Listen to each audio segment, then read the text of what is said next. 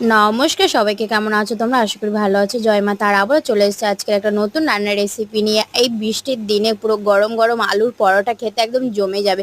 প্রথমে আমরা পেঁয়াজ, কাঁচা লঙ্কা কুচি, টমেটো কুচি, ধনেপাতা কুচি আর রসুন কুচি ভালো করে তৈরি করে নিয়েছি। তারপর কড়াইতে তেল দেবো এবং সব কুচিগুলো যেগুলো আমরা অ্যারেঞ্জ করেছি সব দিয়ে দেবো। দেওয়ার পর আলু দিয়ে ভালো করে আমরা পুর তৈরি করব। গরম মশলা দেব, হালকা পরিমাণ মতো নুন দেব।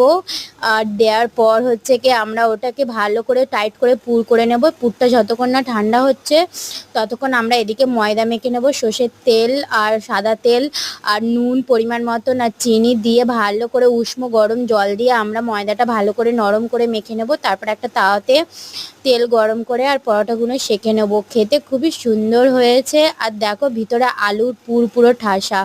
তোমরা অবশ্যই বানাবেন এবং বানিয়ে আমার কমেন্ট সেকশানে জানাবে। ভালো অবশ্যই লাইক অ্যান্ড ফলো করো।